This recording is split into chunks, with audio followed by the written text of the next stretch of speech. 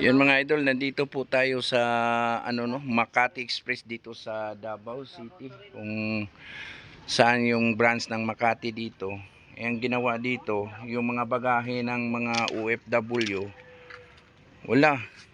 Ito, hindi dineliver nila. Tapos lahat binuksan yung mga bagahe. Ayan oh. Ayan. Yan. Tsaka yung mga bagahe na pinadala ng mga OFW, ito napinding oh. Kawawa naman itong mga OFW na nagpapadala dito. Yan oh. Talagang binuksan nila. Yan, ang daming mga ano dito. Hindi ang mga pangban. Yan oh. Manini. Kapi man naman nito. Baka na man kapi naman do. Yan oh.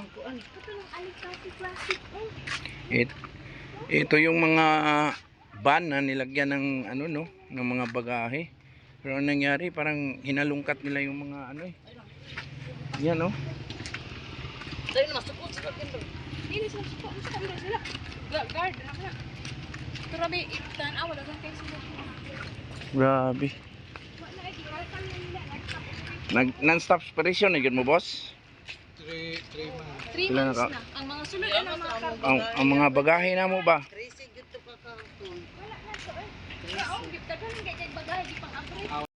Kawawa naman yung mga OFW na pending yung nila, yung bagahe na pinapadala. Yan ang problema ng mga tsaka yung tiyahin ko talaga medyo talaga dismayado siya sa nangyari kasi gumastos pa siya ng ngayon papunta dito, tapos hindi pa makuha yung niya bagahe, no? Nakakaawa. Wala kayo bayad, papakulong sila dito mga India sa Burayda. Patawag dito sa sa veterana mo, kuha nila. Bakit yung resibo? Ayun, nakakaawa. Wala oh.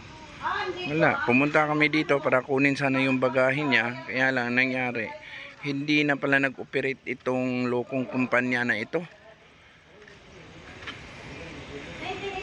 Nakakaawa naman dahil tanggap sila ng tanggap dito para sa mga bagahe na pinapadala ng mga OFW dito sa Davao City ito sa Davao to mga idol itong cargo dito, itong Makati Express, itong loko na to itong mga empleyado dito talagang nag-alsa na at nagreklamo na sila at ayun, dumulog na po sila sa Dole at saka sa Rapitol po dahil humingi po sila ng tulong dahil nga daw hindi na sila sinwelduhan itong kumpanya na ito, itong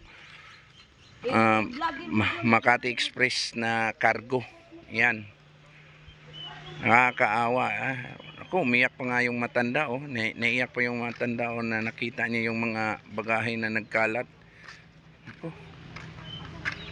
Yan.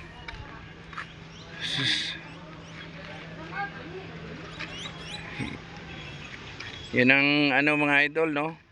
Dapat sana magbigay ng itong kumpanya na ito na dapat hindi na tumanggap ng ganito na tungkol dito sa mga bagaheng pinapadala ng mga OFW. Kung hindi na nag-operate, akalain nyo 4 months na hindi nag-operate tong kumpanya na to, tapos ganito pa, tumatanggap pa sila ng ng padala galing sa ibang bansa.